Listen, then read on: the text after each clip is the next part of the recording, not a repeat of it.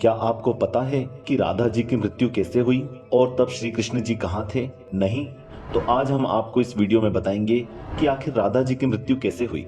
नमस्कार, स्वागत है आपका आस्तिक स्पिरिचुअल सीक्रेट्स में। भाई और बहनों, जब भी दुनिया में प्रेम की मिसाल दी जाती है तो राधा और श्री कृष्ण के प्रेम की मिसाल सबसे पहले आती है। राधा और श्री कृष्ण के प्रेम को जीवात्मा तथा परमात्मा का मिलन कहा जाता है। राधा श्री कृष्ण के बचपन का प्यार थी। श्री कृष्ण जब 8 साल के थे तब दोनों ने प्रेम की अनुभूति की। राधा श्री कृष्ण के दिव्य गुणों से परिचित थी। उन्होंने जिंदगी भर अपने मन में प्रेम की स्मृतियों को बनाए रखा। यही उनके रिश्ते की सबसे बड़ी खूबसूरती है। कहा जाता है कि श्री कृष्ण को 2 ही चीजें सबसे ज्यादा प्रिय थी और ये दोनों चीजें भी एक दूसरे से आपस में गहराई से जुड़ी हुई थी, और वो 2 चीजें थी बांसुरी और राधा। कृष्ण की बांसुरी की धुन ही थी जिससे राधा श्री कृष्ण की तरफ खींची चली गई। राधा की वजह से बांसुरी को श्री कृष्ण हमेशा अपने पास ही रखते थे।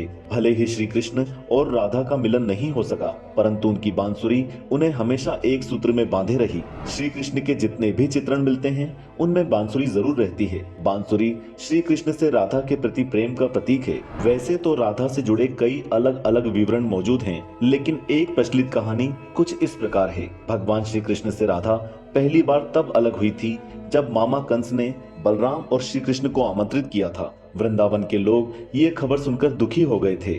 मथुरा जाने से पहले श्री कृष्ण राधा से मिले थे। राधा श्री कृष्ण के मन में चल रही हर तरह की गतिविधि को जानती थी। राधा को अलविदा कहकर कृष्ण उनसे दूर चले गए। कृष्ण राधा से ये वादा करके गए थे कि वे वापस आएंगे, लेकिन श्री कृष्ण राधा के पास कभी वापस नहीं आ सके। उनकी शादी भी रुक्मणी से हुई। रुक्मणी ने भी श्री कृष्ण को पाने के लिए बहुत जतन किए थे। श्री कृष्ण से विवाह के लिए वे अपने भाई रुक्मी के खिलाफ चली गई थी। राधा की तरह वो भी कृष्ण से बेहद प्यार करती थी। रुक्मणी ने श्री कृष्ण को एक प्रेम पत्र भी भेजा था कि वो आकर उन्हें अपने साथ ले जाए। इसके बाद ही श्री कृष्ण रुक्मणी के पास आए और उनसे शादी कर ली। श्री कृष्ण के वृंदावन छोड़ने के बाद से ही राधा का वर्णन बहुत कम हो गया। राधा और श्री कृष्ण जब आखिरी बार मिले थे तो राधा ने श्री कृष्ण से कहा था कि भले ही वे उनसे दूर जा रहे हैं, लेकिन मन से श्री कृष्ण हमेशा उनके साथ ही रहेंगे। इसके बाद श्री कृष्ण मथुरा गए और कंस और बाकी सारे राक्षसों को मारने का अपना काम पूरा किया। इसके बाद प्रजा की रक्षा के लिए कृष्ण द्वारिका चले गए और द्वारिकाधीश के नाम से लोकप्रिय हो गए। जब श्री कृष्ण वृंदावन से निकल गए तब राधा की जिंदगी ने एक अलग ही मोड़ ले लिया था। राधा की शादी एक यादव से हो गई।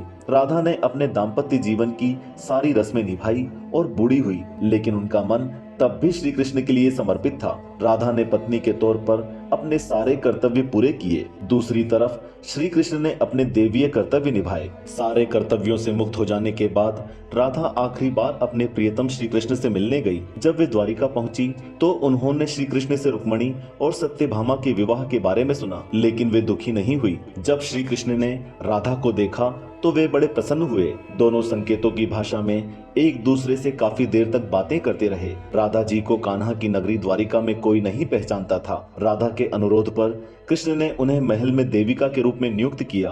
राधा दिन भर महल में रहती थी और महल से जुड़े कार्य देखती थी। मौका मिलते ही वह श्री कृष्ण के दर्शन कर लेती थी, लेकिन महल में राधा श्री कृष्ण के साथ पहले की तरह का आध्यात्मिक जुड़ाव महसूस नहीं कर पा रही थी। इसलिए राधा ने महल से दूर जाना तय किया। उन्होंने सोचा कि वो दूर जाकर दोबारा श्री कृष्ण के साथ गहरा आत्मीय संबंध स्थापित कर पाएंगी। उन्हें नहीं पता था कि वे कहाँ जा रही हैं, लेकिन भगवान श्री कृष्ण जानते थे। धीरे धीरे समय बीता और राधा बिल्कुल अकेली और कमजोर हो गई। उस वक्त उन्हें भगवान श्री कृष्ण की आवश्यकता पड़ी। आखिरी समय में भगवान श्री कृष्ण उनके सामने आ गए। कृष्ण ने राधा से कहा कि वह उनसे कुछ मांगे, लेकिन राधा ने मना कर दिया। श्री कृष्ण के दोबारा अनुरोध करने पर राधा ने कहा कि वह उन्हें आखिरी बार बांसुरी बजाते हुए देखना चाहती है। श्री कृष्ण ने अपने हाथों में बांसुरी ली और बहुत सुरीली धुन में बांसुरी को बजाने लगे। श्री कृष्ण ने दिन रात बांसुरी बजाई, तब तक जब तक राधा आध्यात्मिक रूप से श्री कृष्ण में विलीन नहीं हो गई। बांसुरी की धुन सुनते सुनते राधा ने अपने शरीर का त्याग कर दिया। हालांकि भगवान श्री कृष्ण जानते थे कि उनका प्रेम अमर है, बावजूद इसके वे राधा की मृत्यु को बर्दाश्त नहीं कर सके। कृष्ण ने प्रेम के प्रतीकात्मक अंत के रूप में बांसुरी तोड़कर झाड़ी में फेंक दी। उसके बाद से श्री कृष्ण ने जीवन भर बांसुरी या अन्य कोई वाद्य यंत्र नहीं बजाया। कहा जाता है कि जब द्वापर युग में नारायण ने श्री कृष्ण का जन्म लिया, तब माँ लक्ष्मी ने राधा रानी के रूप में जन्म लिया था, ताकि मृत्यु लोक में भी वे उनके साथ ही रहे। भाइयों और बहनों, हम आशा करते हैं कि अब आपको पता पड़ ही गया होगा कि कैसे हुई थी राधा जी की मृत्यु और आखिर क्यों तोड़ डाली थी कृष्ण जी ने बांसुरी। वीडियो अच्छा लगा हो तो लाइक करके दूसरों के साथ शेयर करें।